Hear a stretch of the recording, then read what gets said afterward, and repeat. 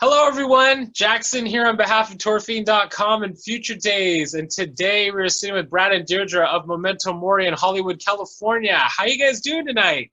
We're good, man. How are you? We're hanging in there.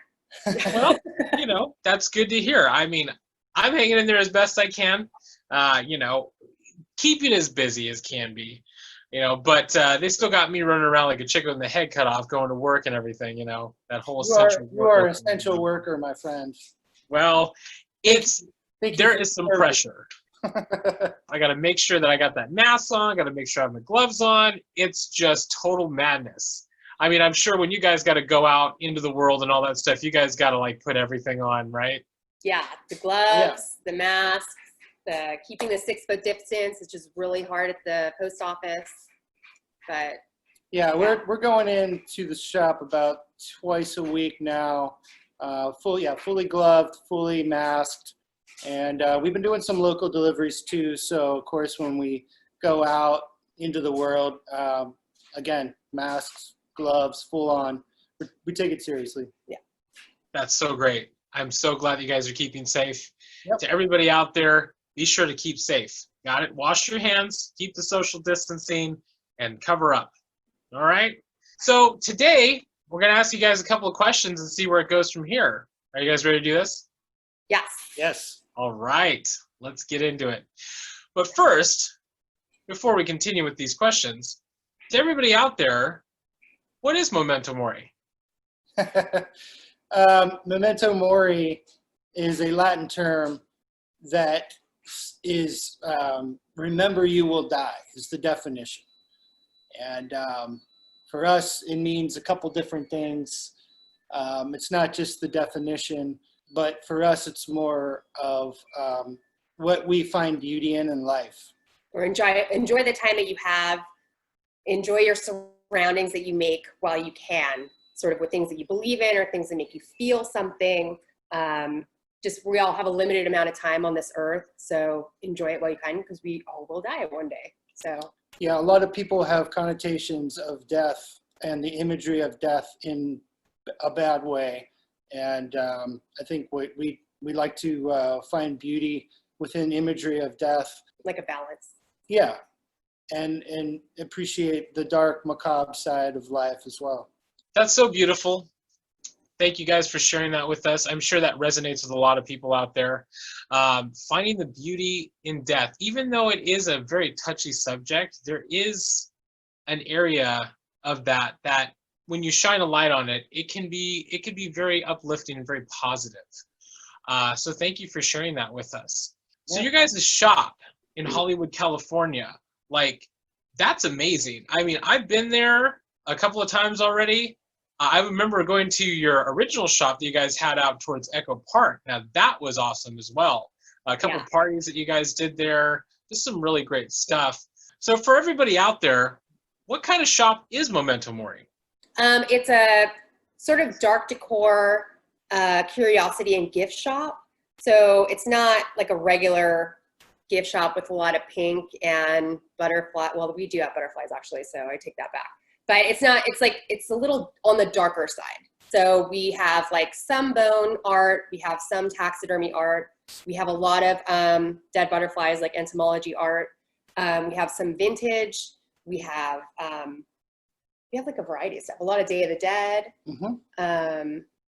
candles, some ritual stuff for people that are into like the occult, sort of like pagan Wicca stuff. We have books, jewelry.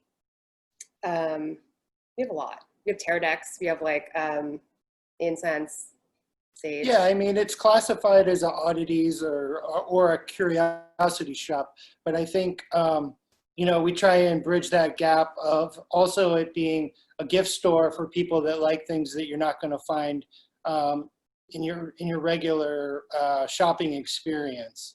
And so we're always keeping an eye out for very unique items. Sometimes one of a kind, especially when we work with artists, but something out of the ordinary you won't be able to find everywhere. It definitely is a beautiful shop, off the beaten path. And I love it. I think it's great. A lot of the other people that we know, they love it. it's such a great addition to Hollywood. You know, it was a great addition when it was in Echo Park, but now that it's in Hollywood, it's really like in the thick of it. So, and I know once everything gets back to normal, or once because we are transitioning to that new normal now, but once we get back into this new normal, it's on, because that shop is going to be open up again to the public, and it's going to be amazing. And I can't wait to go to another party you guys are there. Oh, definitely. Yeah. No, neither can we. Yeah, we love having parties. We love having people around, and we love like having a good time. So yeah, there will be parties when this is all over for sure. Yeah, and that was kind of part of doing this shop as well, was, you know, getting people together, like-minded folks like yourself and friends of ours, and people that we know in LA that, you know, what the aesthetic is appealing toward. We've always included music in our store to go along with the aesthetic and the shopping experience, the vibe of the shop, and create that perfect shopping experience where everything's kind of coming together: art, music, design, aesthetic. mood. Yeah. So there's many elements that go into it besides just what we sell on the walls. And it really does promote a really beautiful shopping experience when you're there. So everybody out there, be sure when things return to normal and Memento Mori is 100% open to the public again, be sure to check out Memento Mori in Hollywood, California. What are 3 of your favorite moments at Memento Mori? One of our favorite moments was having Hanson Devil puppets. She is based mostly on the East Coast. She does a lot of tours on the East Coast, mostly like Boston and Salem and New York and stuff like that. But we got her to come out for a West Coast tour for the first time ever. And she did, what'd she do? She did Phoenix, LA, San Francisco, Portland, and Seattle. She drove the whole way. So she drives her own car. She makes her own puppets. They're marionettes. And then she sings all the music in it, basically. So there are these little vignettes of this dark, macabre, just, it's beautiful. It's just seriously, you cry, you laugh. It's amazing. It absolutely blew our minds, and we've been following her on Instagram for a long time. So when she reached out to us to be a location, we jumped at it. We were so excited. Yeah, that was very an talented. Amazing experience. And she contacted us to do it in our shop, and you know, we felt, you know, completely humbled and honored. And honored. And then, you know, when word started to get out that she was going to do the performance in the shop, you know, people were wanting to buy tickets ahead of time, and you know, honestly, she just was like, just show up or whatever. And which, as an artist, she's not really prepared to handle that side of it. So we didn't know if we should sell tickets before, and she was like, I don't usually do that. So then the night of, we had a line almost around the block in Echo Park waiting to get in, and we couldn't fit everybody in there. We had a party after, so everybody that couldn't be there for the show were able to still come in and see the puppets and touch them and talk to her, which I'm really glad we were able to do. Yeah. We're still trying to get her to come back out, but this is really far for her to come. So yeah, it was just a really cool experience, kind of a one shot thing, and people just, you know, they really dug it. We wish we could have fit more people in the store, but yeah, it was up there for me as well as really one of the best moments. Another great one was back in I don't know, what year was that? It was like shortly after we opened. So shortly after we opened, sometime in 2015, we were wrestling around with the idea of a speakeasy and having an exclusive event where we could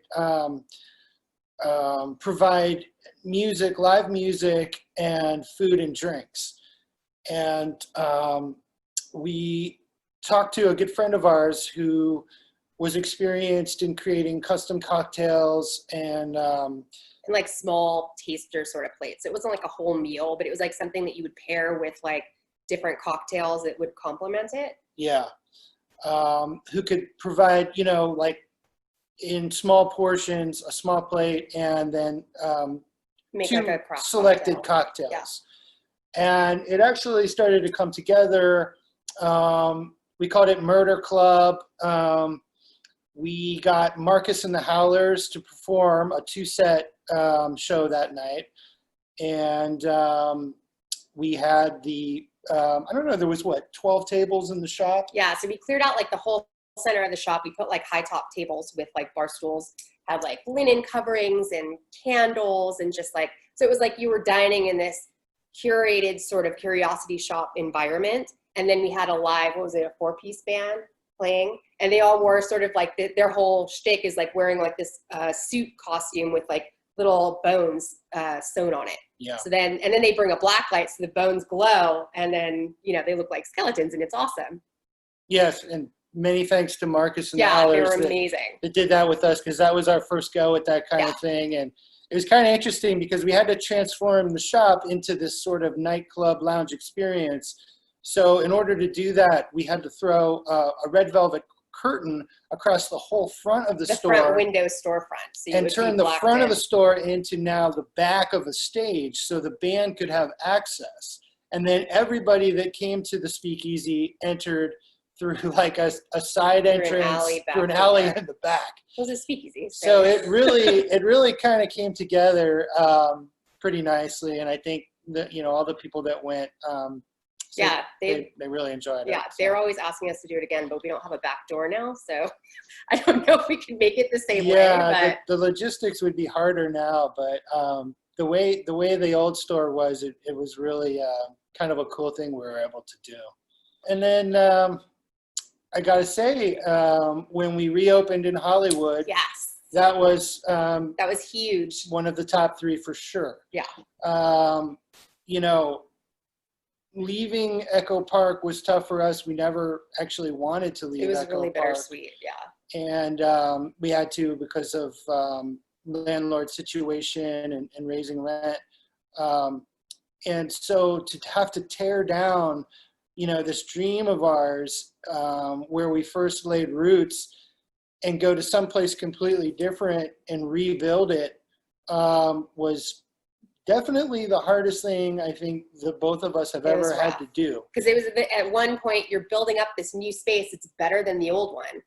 But in the same, you know, week or so, you're going to the old one and ripping it out, all the stuff that you did before. So it was like, oh, crying, and then so excited and crying, and oh my God. And then we had the party. So that was like bringing it together and sort of like the phoenix of starting anew. Yeah. And then we brought like our friends into it, and then we had like a magician, crazy one. Yeah, Christopher Wonder was there performing. I don't know if you guys have heard of Shit Show Bingo. He's the guy that does that. Got to check him out. Yeah, he does Long Beach. He does Fourth Horseman. Yeah, he does it all around LA actually, but. And of course, you know, Dave Batts, Shane Dingbat DJing. It just all came together, and with the new store having it be, you know, kind of an improved version of our dream was really just awesome. I was definitely there for that night, for the reopening party. It was amazing. It was a really fun night. Everybody was there. It was like you look around, you saw, you know, a lot of people that you knew. You saw a lot of new faces, but there were people that you knew, and it was like a big old family environment. It was just so welcoming and so inviting. And the shop looked amazing. I mean, it looks amazing all the time, but it looked even more amazing that night because it was fresh, it was new, it was vibrant. Everything was just beautiful. And it was just so great to see that everybody came out, and that it was just this big old labor of love. And I understand it. It sucks so much because you had to tear everything down from the old location and move it to the new one. And it was a bittersweet kind of thing, but yeah. And I'm so glad that Memento Mori was able to move and continue on, you know? Yes. Yes. Yeah. We are too. And we really got lucky with our new location. As hard as it was to move, I think we really found a great new home, and we can't be happier now being there and kind of moving forward with the store there. It's been a great year. It definitely has. It definitely has. And you know what, too? That was really interesting earlier when you were mentioning about doing the speakeasy. Like, it's so funny because I've never seen the back of the store. So I could only imagine like what it was like to bring everybody in through the back and then have the front like that way. It was pretty cool. I mean, the row of businesses that we were attached to all had back space. It was a very old building, And then for some reason, ours had a door that connected to all of it, all the way out to the street. yeah, and then there was a dumpster, and then there was a access door for the trash guys to come and get the dumpster, and that was kind of the place where you gave the passcode and came in through the back. We had like candles lighting the whole way. I wish I would have taken a video or something of that night. I didn't, but it was a cool night. it was a unique experience. Well, you guys are definitely gonna have to share some pictures with me because I'm gonna have to see what that was all like. I'm very curious to see it. We have to give a shout out also to Nick Fuller, a good friend of ours, and Pete Lee, who helped us so much with the food and the drinks that night. And of course, all the other people that attended it. It was awesome. Oh, and Jose Palos. Jose Palos was our door guy and our password keeper, and a huge help. Well, that's amazing. And you know what? I look forward to seeing if this could even happen in the Hollywood location. I'm already getting this idea in my head of how it could probably happen. I mean, all you would literally need is like a split curtain in the middle and then have one person going through the right and people coming out through the left. Create a funnel system. You can make it work. We still have those huge curtains, so it is possible. We could definitely do something. Anything's possible. Yes, anything is possible if you believe in it. So follow your dreams and always believe. Right. What would you say is one of the weirdest / favorite things you've ever had come into Memento Mori? Oh, man. Obviously, we get asked that question quite a bit, owning an Oddities and Curiosities shop. But believe it or not, the types of things that Deirdre and I consider weird, crazy, just outlandish aren't probably the same things that everybody thinks. I mean, it's like we've bought and sold human bones, skulls before, and to us that's kind of like, well. I mean, we're definitely excited when they come through. We love, we are excited and we love them, but it's not like something where we would be like, oh my God, it's so crazy or whatever. And I think, for some people that they go nuts over that, or like a sheep heart, or like a preserved sheep heart or something like that. But we have had a few things kind of funny and weird and cool that over time we've just either cherished or laughed about. So the first one was this actually happened before the shop, although because of discovering this item, we then carried them in our store. But years ago, Deirdre found this taxidermist in Florida that created what's called an ass squatch. It didn't have a name at the time. So at the time, I don't even know what he called it, but I don't know. A deer butt. It was like a deer butt head is what he called it. A deer butt head, yeah. Yeah. So what this is, John, is... But it's kind of what you're picturing. It's an ass of a deer, like a gazelle. It's like the part that they don't use for taxidermy. Usually, everybody wants a head mount, so then the butt's like, or the legs, unless you do a full body mount, it's like that's wasted skin. So this guy was like... And they take it and they make a face out of the butt. And I know it's hard to picture. I wish we had like a picture or I could something. send you one if you want to put it in later. But we found this taxidermist, and he had made a couple different copies. And then so he puts fake eyes in, of course, and then the kind of tail area is sort of like a mohawk going mohawk back, of the head. The butthole would probably be here, but he covers it with like clay, and the eyes are here, and then but it is the weirdest damn thing you've ever seen, and it is frightening. I mean, like, especially if you don't know. Truly frightening. Actually, this one had teeth too, like like fake human teeth. I mean, they could have been real teeth. They could have been real human teeth. Yeah. But anyway, she found it, she got it, and we gave it to one of our friends, Robin, for a present. And she adored the thing, even though it was so grotesque. He is truly grotesque. She ended up calling it Wilson, kind of off of the Tom Castaway movie. Yeah, the Tom Hanks movie Castaway. There's like a weird connection there. Not really sure. I don't know either, but Yeah. Yeah. So so the Asquatch was definitely one of the more crazier, funny items that we've had. And then another one that we found, well, we didn't actually find it. My sister found it. She was living in New Mexico at the time, and she would go to estate sales for us sometimes. So she found this thing.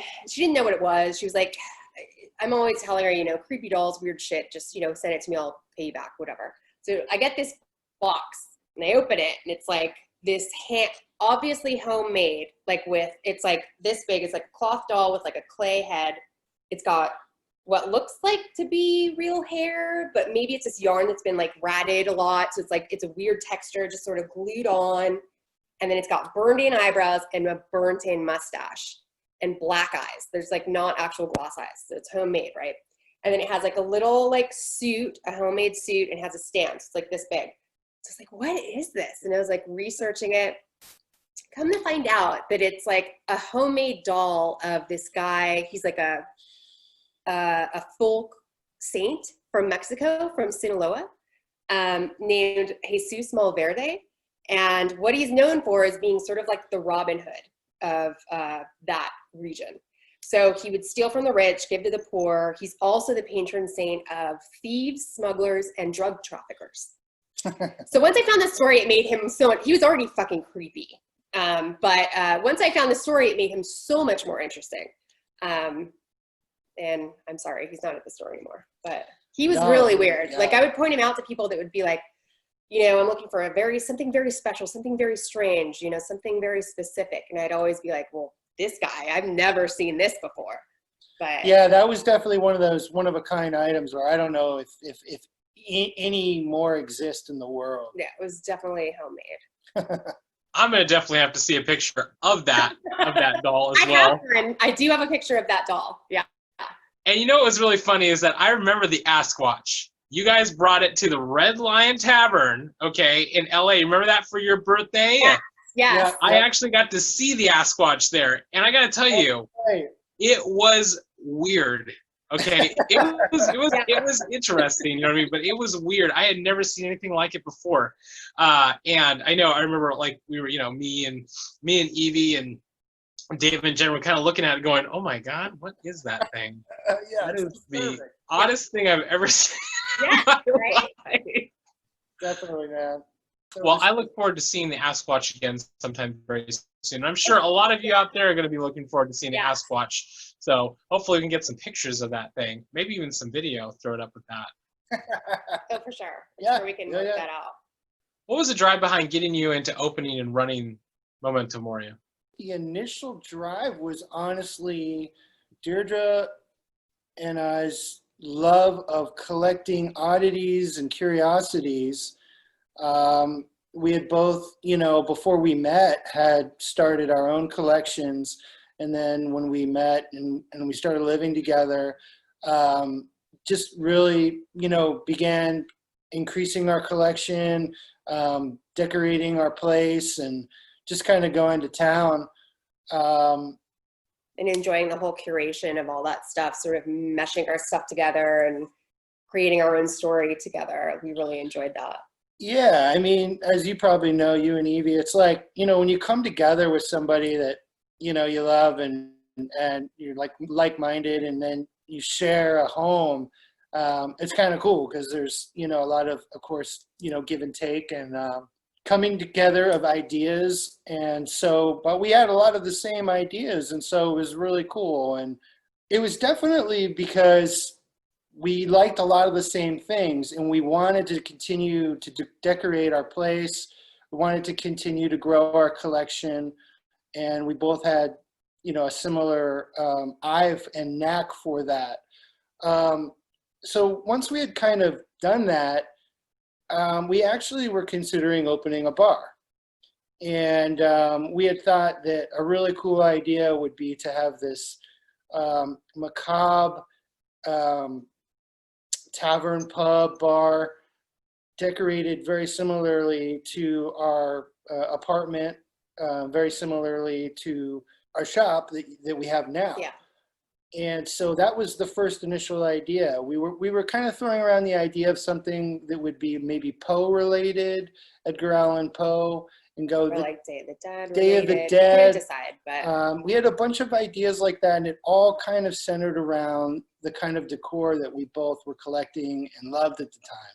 And so the first initial idea was going to be this bar and pub, and we sort of felt it out and pursued it for a little bit, and then it just wasn't meant to be. And so a very natural plan B was to then open up our store and continue collecting, but collecting now for the purpose of selling to the general public, and also getting a chance to work with local artists, actually artists all around the world. So, but like part of the reason that we enjoyed the whole curation with our home, and then the whole idea of the bar, and then eventually the shop, was the whole creating a sort of mood and making a sort of feeling, like when you walk through the doors, sort of like a welcoming, a warmth, curiosity, just a social, like a social experience, creating a conversation. Yeah. So for us, I mean, it might sound weird going from, oh, you decorated your house and then you wanted a bar and then now you have a shop. That's weird. But like to us, it's sort of like this progression. Well, what we wanted to do was create this whole sort of feeling, and then landing on the shop I think it kind of in a way makes us the most happy, because we create this environment with all these small parts, right? And then somebody walks in and they take a piece that speaks to them, and then it creates their own mood. You know what I mean? It's like you start something and they take that little block and they build their own, their own life with it, or give it away to somebody that loves it or something. Yeah. And that also provides us the opportunity to, when we put items into the store, it's almost like we have to envision how each and every item would be in somebody else's environment. It's not like a regular store where you want the focus and the attention just to be on that item. This is kind of an assembly of pieces. And so I think that's what we enjoy the most about having a store, and especially the kind of store we do, is that we assemble all these pieces together, because 4 or 5 different objects, maybe somebody buys just one, but they all kind of go together. And so putting them together is almost like a puzzle that sells the objects better when they're together. But then it's also fun to have a store because it's not the same all the time. Somebody buys that one thing out of 5, and then it's like a constant revolving door, and we're always rearranging the shop to keep evolving, to make it fit better, to make like that little vignette make a mood that we're going for, or make it seem finished. Right. And we wouldn't have been able to do that with a bar. I mean, the bar is so much focus on other things that the decor would have been, just an aspect. So yeah, I think it'd still be fun to do, but for now this is fun. Yeah. And you really do see that with the shop, like where some people might walk into the shop and they might look at it as like, wow, look at all the pretty things on the walls. Wow, it's amazing. But it's much more than that. It's purposeful. The way it's decorated, the way it's set up, everything has a reasoning behind it. It's the same way with your guys' apartment. And I've been there a few times, and I've looked at the things you've had on your wall, the amazing pieces of art that you have, and it's like, it's very purposeful. It's not just things put up in random places. It tells a story, it weaves in and out. And what you guys have done with the shop is you guys are paying it forward with the way that you've set up your entire world. You are giving the mood that you guys love and cherish. So that's amazing. Oh, thank you. That's what we hope that people take from it. So thank you. Yeah, definitely. What are you looking forward to accomplishing the most moving forward? Oh man, we have big plans. Yeah.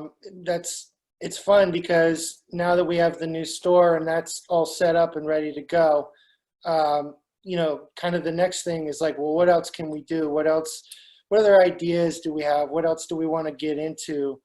And there's a lot of cool stuff and a lot of things that we're constantly kicking around. The main thing, and it's really taking a hit right now, obviously, is doing shows and events and cons. I mean, this year was Deirdre's first full year at the shop.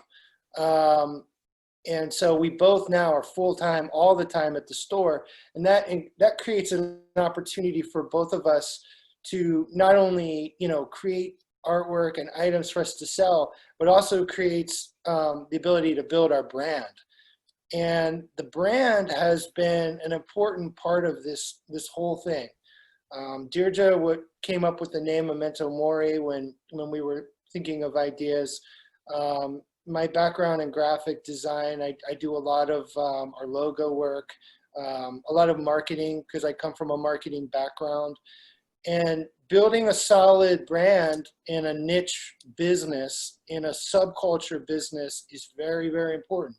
So it was so important for us to, especially in the last year, to be able to get out more, and do more festivals and art shows and music festivals and all kinds of stuff, and just travel. It's fun anyway. Yeah, we wanted to take that brand. We wanted to travel. We wanted to get it in front of people outside of LA, outside of California, but also, in California and LA too, and just see how much we could grow the brand and bring the products to people in other cities and other states.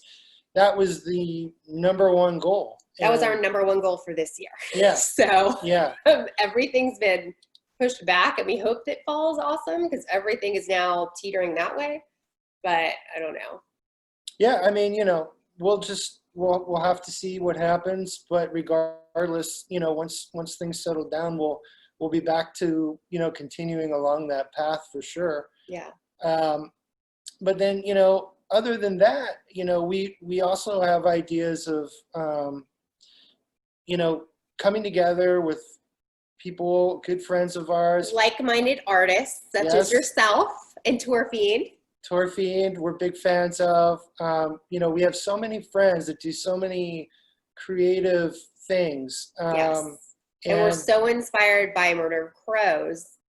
I don't know, if we could ever all put our hands in doing some sort of not West Coast equivalent, maybe if they're into that, but just some sort of music festival, some sort of an event, some sort of party. Big.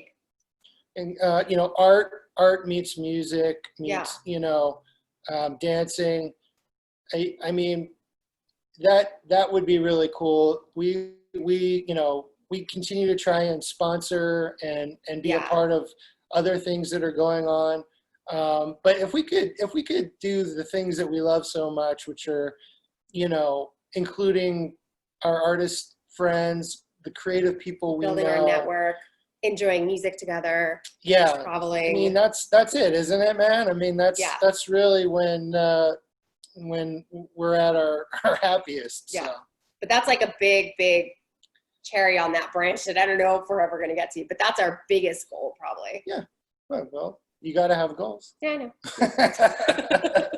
And it really is an attainable goal. This can happen. This, working towards that amazing art meets music idea, I think is definitely doable.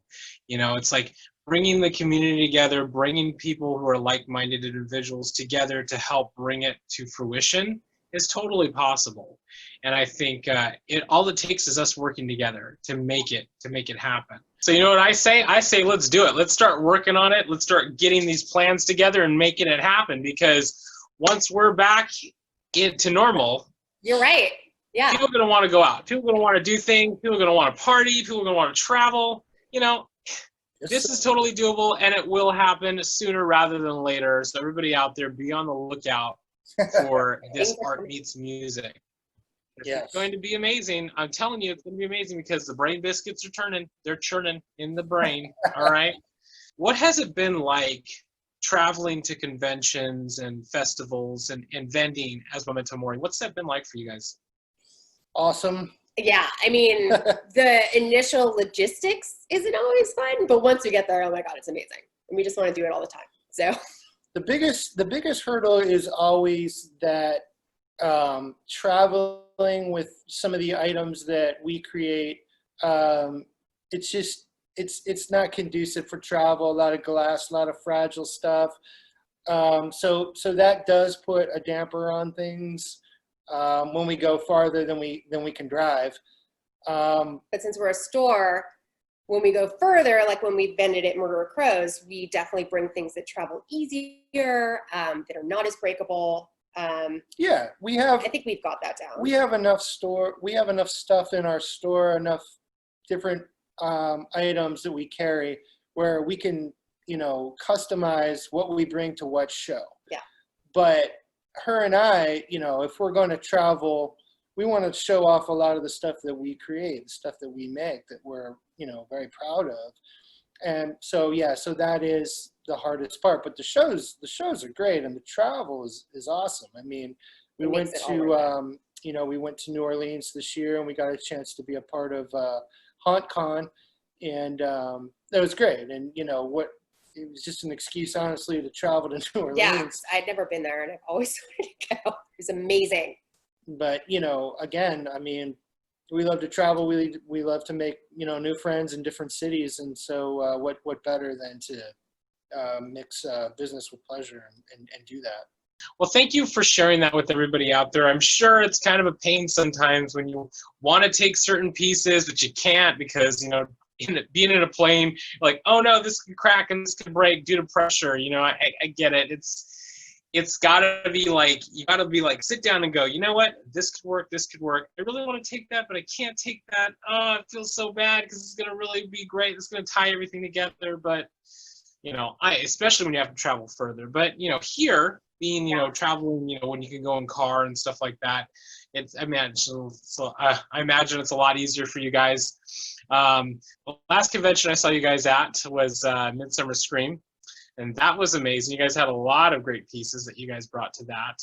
And that was a really good setting, you know what I mean? Because you had all these people who were into horror and, into dark stuff, macabre things, and, the Halloween vibe was everywhere. So it was really a nice fit with everything there.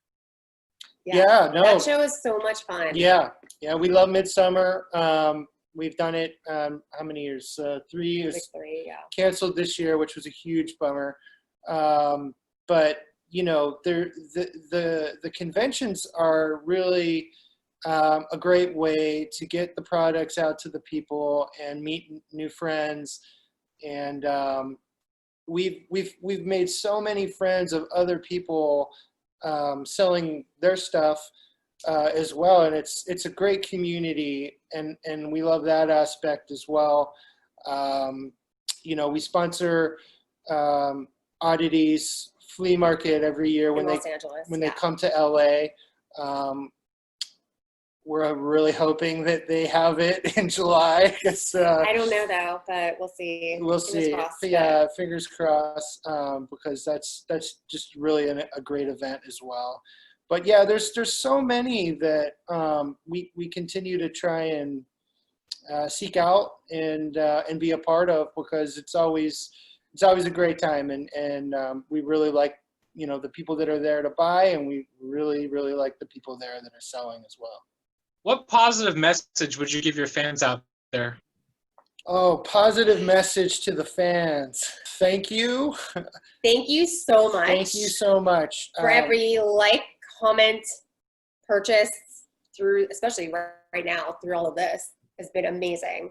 Yeah, I don't think everybody understands when you own and run a subculture store, a niche market store, how just so important your customers, your fans are to your success. And we try and do the best on our end, but even the vendors that we work with, and the vendors and the artists that we bring to our store, it's just so awesome. And when we started, we didn't know whether we would sell one damn thing, and so to hear people have positive feedback, it just keeps us going. It makes us so appreciative, and we just continue on our end to really bridge that gap between our friends, our artist friends, the people that we carry in the store. and bring them to the customer base and you know, underneath the umbrella of our brand, and just continue to just keep making that connection between artists and, you know, customers that want to buy that art. Yeah, that's the most positive thing is support. Just Yeah. any support that you can give to anything that you like and enjoy, especially in these day and times, is all you need to do. Even if you can't afford anything, that's fine. Just engaging with whoever you're into right now is the most positive thing, because that will in turn make them create more. It'll get more awesome art pieces out into the world. It'll create good feeling. I mean, that's honestly the most positive thing I can think about is just support. Yep. Support and building that network, just, you know, bridging people together, like-minded people. Very wise and important words from Brad and Deirdre right here, everybody.